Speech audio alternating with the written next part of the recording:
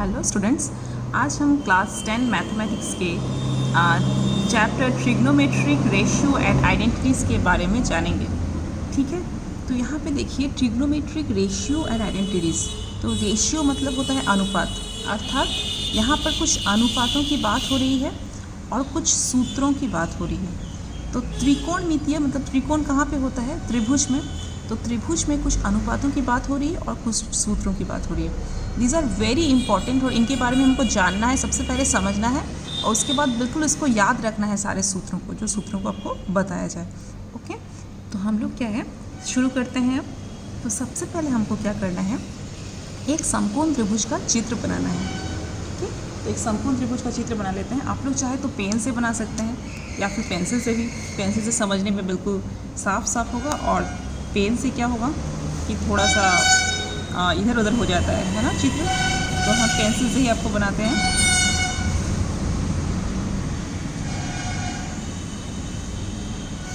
मान लीजिए एक समकोण त्रिभुज है जिसका नाम मैंने दिया है ABC। इस समकोण त्रिभुज में कोण B जो है वो है 90 डिग्री या समकोण। ठीक है, तो ये कोण B है 90 डिग्री या समकोण। ओके, अब क्या है कि मान लिया मैंने यहाँ पे इस कोण C को लिया है। इस कोण के सापेक्ष में हमको जो है कुछ हम लोगों को देखना है कि कौन सा लंब है, कौन सा कर्ण है, कौन सा आधार है। ये सबसे पहले हमको समझना है। अर्थात जब हमने पिथागोरस का थ्योरम किया था तब हमको हमेशा कर्ण के बारे में पता होता था कि जो 90 के सामने वाला भुजा है वो होता है, 90 के ठीक विपरीत वाला जो भुजा है वो होता है कर्ण। ये हमको पता था। लेकिन त्रिकोणमिति में हमको अब क्या करना है, अलग अलग कोणों के लिए हम देखेंगे कि कर्ण तो हमेशा एक रहेगा, लेकिन अलग अलग कोणों के लिए लंब और आधार जो है वो बदलता रहेगा। तो किस कोण के लिए किसको लंब कहेंगे और किसको आधार कहेंगे, ये हमको समझना बहुत ज़रूरी है। सबसे पहले हम इस कोण को लेते हैं। मान लिया ये कोण है, इस कोण को हम लोग नाम दिया थीटा। ठीक है, अब इस कोण के लिए ये तो 90 डिग्री हमको पता है। अब इस कोण के लिए कौन भुजा लंब है और कौन भुजा आधार है, ये हमको पता करना है। तो ध्यान दीजिए, अगर ये कोण हम मानते हैं, कोण C को थीटा मानते हैं, तो इस कोण के लिए लंब हो जाएगा इसके ठीक विपरीत वाला भुजा। अर्थात इस कोण के सापेक्ष में, C कोण के सापेक्ष में या थीटा कोण के सापेक्ष में लंब हो जाएगा AB, ठीक इसका विपरीत भुजा, ये हो जाएगा लंब। ओके, और लंब ये हो गया। और आधार कौन सा होगा? आधार होगा जो इस थीटा के साथ जो लगा हुआ जो भुजा है, इस थीटा या C के साथ लगा हुआ संलग्न भुजा कौन सा है? BC। ठीक है, इस कोण के साथ देखिए BC भुजा जो है लगा हुआ है, तो इसको हम लोग कहेंगे आधार। कोण के साथ जो संलग्न भुजा हो जाएगा वो आधार। और कर्ण हमेशा एक ही रहता है, अर्थात हमेशा 90 के सामने वाले भुजा को हम लोग कहते हैं कर्ण। ठीक है, तो ये हो गया। अब ये तो पहला केस। अब मान लीजिए हम दूसरा केस में इस कोण के सापेक्ष में अब लंब और आधार कौन है समझना चाहते हैं। तो फिर से हम क्या करेंगे, देखिए ये हम लोग को हो गया। अब हम इस कोण के सापेक्ष में समझना, मान लीजिए इस कोण को हम मानते हैं व्हाटएवर, आप अल्फ़ा मान सकते हैं। अब अल्फ़ा कोण के सापेक्ष में कौन लंब है और कौन आधार है, ये हमको समझना है। देखिए अल्फ़ा के सापेक्ष में भी कर्ण तो हमेशा AC ही रहेगा, क्योंकि 90 के सामने वाले भुजा को कर्ण कहते हैं। लेकिन लंब और आधार जो है क्या हो जाएगा, देखिए इस कोण के सापेक्ष में लंब कौन होगा? लंब हम किसको बताए हैं? उस कोण के विपरीत भुजा को लंब कहते हैं। तो देखिए ये अल्फ़ा कोण का विपरीत भुजा कौन सा? अब है BC इसका विपरीत भुजा। तो इसके लिए अब लंब कौन हो जाएगा? अब लंब हो जाएगा BC इस अल्फ़ा के सापेक्ष में। ठीक है, और अल्फ़ा के सापेक्ष में आधार कौन हो जाएगा? देखिए अल्फ़ा के साथ संलग्न भुजा कौन सा है? AB। तो इसीलिए AB जो हो जाएगा ये आधार हो जाएगा अल्फ़ा के सापेक्ष में। समझ में आया? अर्थात कोण बदल देने से, समकोण त्रिभुज में कोणों की बदला बदली करने से क्या होता है कि लंब और आधार जो है वो बदल जाते हैं। ओके, तो इसीलिए त्रिकोणमिति में कौन कर्ण है, कौन लंब है, कौन आधार है, ये समझना बहुत ज़रूरी है। समझ में आया? अब हम लोग जाते हैं कुछ त्रिकोणमितीय अनुपात की तरफ पढ़ते हैं। अब त्रिकोणमितीय अनुपात क्या है ये समझने का हम लोग कोशिश करते हैं। तो सबसे पहले हम क्या करते हैं, एक त्रिभुज बनाते हैं। ठीक है, तो देखिए एक त्रिभुज का चित्र हम बना रहे हैं। समकोण त्रिभुज, हमेशा याद रखना है कि समकोण त्रिभुज ही हमको बना के इसको समझना है।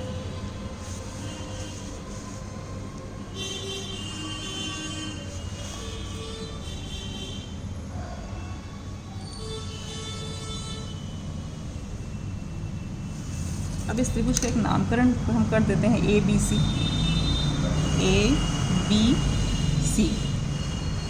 अब इस चित्र से आपको क्या पता चल रहा है? चित्र से पता चल रहा है कि ये वाला जो है वो 90 डिग्री है, तो ज़रूर इसके सामने वाला हो जाएगा कर्ण। ओके, हो गया। अब क्या है, हम लोग सी को जो है मान लिया सी जो है वो थीटा है, मतलब इस सी कोण के सापेक्ष में हमको लंब, आधार ये सब समझना है। ओके, अच्छा, अब क्या करेंगे हम लोग, इसी त्रिभुज के जैसा, मतलब इसके समरूप त्रिभुज कुछ बना लेंगे हम लोग। कैसे बनाएंगे देखिए, थोड़ा सा इसको आगे बढ़ा देंगे, सी बी को थोड़ा सा आगे बढ़ा देते हैं, देखिए, और यहाँ पे सी ए को भी थोड़ा सा आगे बढ़ा देते हैं।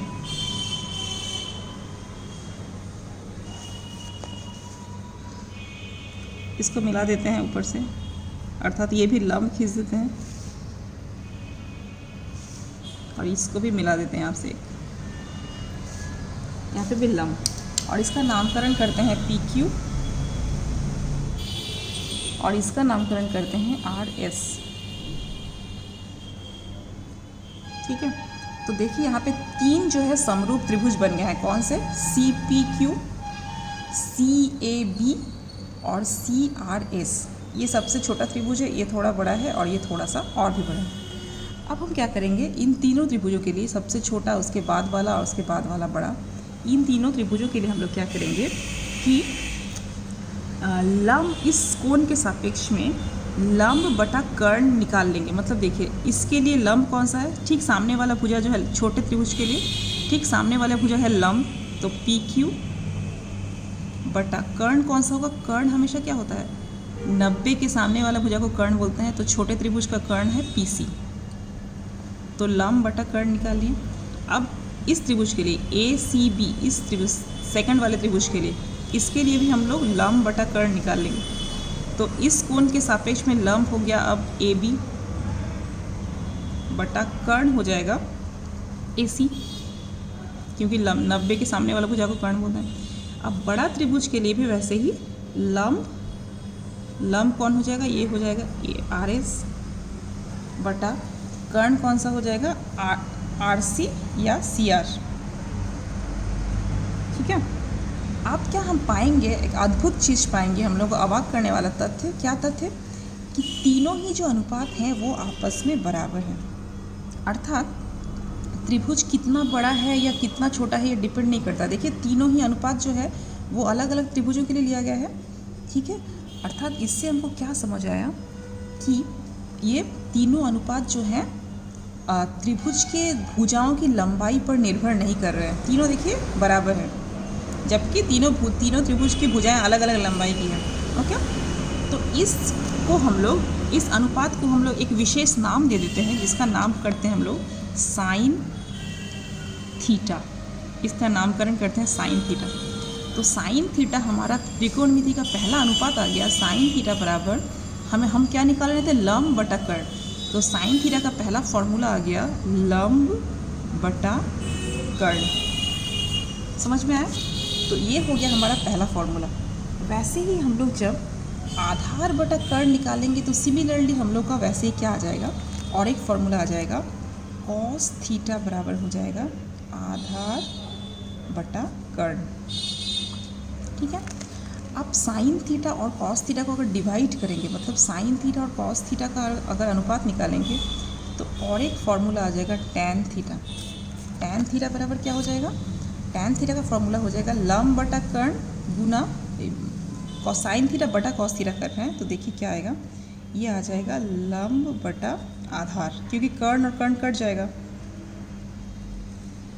ठीक है, तो टैन थीटा क्या होता है, साइन थीटा बटा कॉस थीटा। तो 3 हम लोगों को जो है ये बहुत ही इम्पॉर्टेंट जो है 3 त्रिकोणमितीय अनुपात हम लोग को प्राप्त हो गया। ओके, इन तीनों को आपको बिल्कुल याद रखना है। समझ तो लिया आप लोग कैसे आया है, और इसको बिल्कुल याद भी हम लोग को रखना है। This is very important. Okay, अब इन्हीं अनुपातों के सहारे और 3 हम लोगों को अनुपात मिलेंगे, वो तीनों भी बहुत इंपॉर्टेंट है। नंबर 4 क्या हो जाएगा, देखिए नंबर 4 है साइन थीटा का जो विपरीत है उसको हम लोग कहते हैं कोसेक थीटा। साइन थीटा का विपरीत मतलब 1/sin थीटा। तो कोसेक थीटा इसका उल्टा कर देंगे, साइन थीटा का उल्टा कितना हो जाएगा, कर्ण बटा लंब। तो कोसेक थीटा का फॉर्मूला हो जाएगा कर्ण बटा लंब। नंबर 5 है कॉस थीटा का उल्टा। कॉस थीटा का उल्टा का विपरीत का जो फॉर्मूला है वो होता है सेक थीटा। तो सेक थीटा कितना हो जाएगा, कर्ण बटा आधार, उल्टा हो जाएगा कर्ण बटा आधार। और नंबर 6 जो है tan थीटा का विपरीत होता है 1/tan थीटा, इसको कहते हैं हम लोग कॉट थीटा। तो कॉट थीटा बराबर हो जाएगा आधार बटा लंब, आधार बटा लंब। ठीक है, अब थोड़ा सा एक्स्ट्रा एक चीज़ बता रहे हैं कि लंब बटा कर्ण आप इतना बड़ा फॉर्मूला नहीं करके आप कैसे याद रख सकते हैं। लंब मतलब इंग्लिश में क्या बोलते हैं, परपेंडिकुलर। तो परपेंडिकुलर का पहला लेटर क्या है, P बटा कर्ण का जो है इंग्लिश में बोलते हैं हाइपोटेन्यूज। तो हाइपोटेन्यूज का पहला लेटर क्या है, H। तो आप लोग फॉर्मूला ऐसे ही याद रहेंगे, साइन थीटा बराबर P/H, कॉस थीटा बराबर, अब आधार बटा कर्ण। तो आधार को इंग्लिश में क्या बोलते हैं, बेस। तो बेस का पहला लेटर क्या है, B। तो B बटा कर्ण मतलब हाइपोटेन्यूज या H।